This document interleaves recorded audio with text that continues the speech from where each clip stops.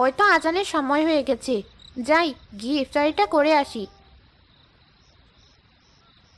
এ কি ভাবি, ইফতারি কোথায়? কি হলো, সবাই এমন চুপ করে আছো কেন? ইফতারি কি তুমি তৈরি করেছো যে ইফতারি চাইছো?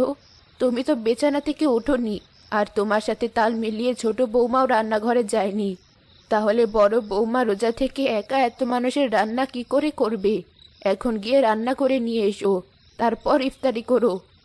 মা, আজকের মতো আমাদের মাফ করে দিন। আমরা আমাদের ভুল বুঝতে পেরেছি, আর এমন করব না। হ্যাঁ মা, আমি শুধু আমার নিজের আরামের কথা চিন্তা করেছিলাম। আমার ভুলটা আমি বুঝতে পেরেছি। আপনি আমাদের আজকের মতো মাফ করে দিন। বড় বৌমা, সবাইকে ইফতার দাও। পরীটা খুব চালাক, তবে দেরি হলেও আমার কিছু হতো না। আমি তো আর রোজা নেই, সারাদিন বেশ কয়েকবার বিস্কুটকে পেট ভরিয়ে রেখেছি।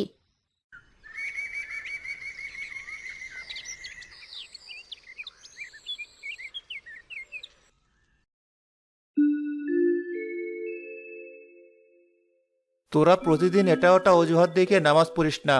আজ আর আমি তোদের ছাড়ছি না। চল, নামাজ পড়বি, একদম বাহানা করবি না। এত করে যখন বলছো, ঠিক আছে, পড়ে চলো। হ্যাঁ, প্রতিদিন নামাজ না পড়ে চলে যায়, আল্লাহ আমাদের উপর খুবই নারাজ হবেন। চলো, আজ নামাজ পড়ি।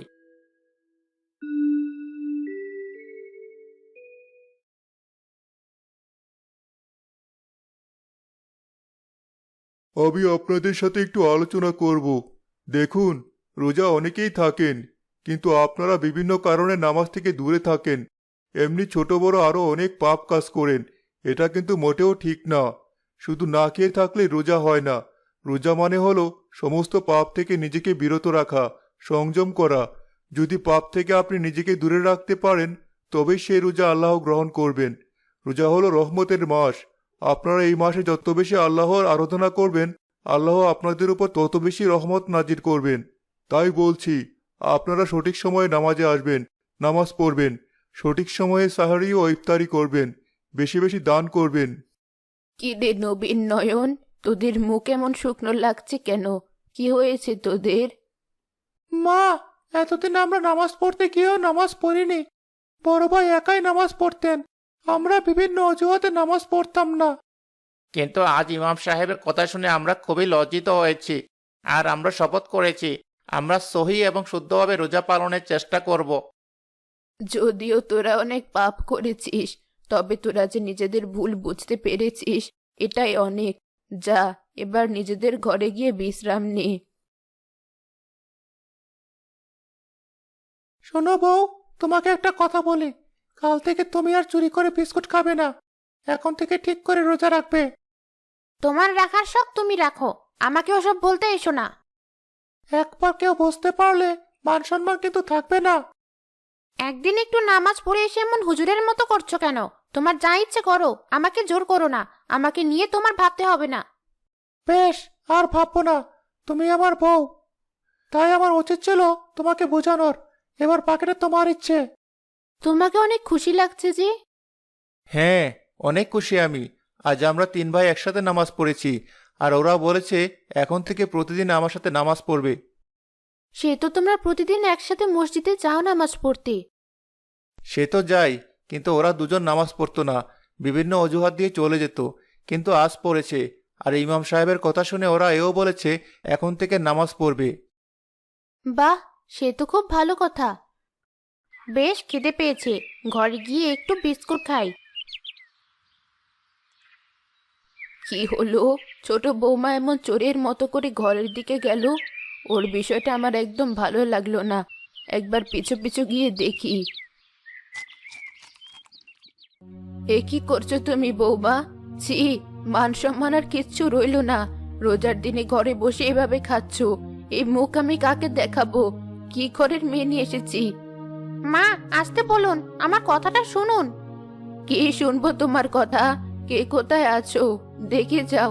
আমি সব মেনে নিয়েছি, সব ছাড় দিয়েছি, তাই বলে শেষ পর্যন্ত এসব? এই রোজার দিনে তোমরা এমন চিৎকার চেঁচামেচি করছো কেন? কি হয়েছে? রোজার দিনে কেউ এমন করে? আর বলো না, এই বৌমা আমার মান সম্মান রাখলো না। এই রোজার দিনে খাচ্ছে সে, কেমন মেয়ে তাই বলো? ওর বাবা মা কি কোনো শিক্ষা দেয়নি? ও যেটা করেছে সেটা ভুল করেছে, আবার তুমি যেটা করছো সেটাও ভুল। রোজা রেখে এমন চিৎকার করলে কি রোজা হয়? আর রোজা রেখে অন্যের গীবত করা কত বড় পাপ তা কি তুমি জানো না? হ্যাঁ জানি তো, কিন্তু কোনো কিন্তু নয়। তুমি ওদের গুরুজন, তুমি ওদের বোঝাবে, ওদের শিক্ষা দেবে। ওদের বাবা মা কি শিখিয়েছে সেটা কোনো বিষয় না। তুমি তোমার মতো করে কোরআন হাদিসের আলোকে ওদের শিক্ষা দেবে, আল্লাহ ভীরু করে তুলবে। হ্যাঁ তুমি ঠিকই বলেছ, আমিও ভুল করেছি, এখন আর এমন করব না। আমিও লজ্জিত, আমিও আর এমন করব না, সঠিকভাবে রোজা পালন করব। দেখতে দেখতে রোজার মাসটা কেটে গেল। হ্যাঁ, এবার রোজার মাসটা খুবই ভিন্নভাবে কেটেছে। আমরা একসাথে খুব সুন্দর করে রোজা পালন করেছি, গরিব দুঃখীদের সাহায্য করেছি। হ্যাঁ, আর আমি অনেক কিছু শিখেছি যা আমার বাকি জীবন কাজে লাগবে। আপনাকে অনেক ধন্যবাদ মা। মিলেমিশে থাকার এটাই সার্থকতা। আল্লাহর কাছে দোয়া করো তিনি যেন প্রতি রোজা এমন সুন্দরভাবে কাটানোর তৌফিক দান করেন।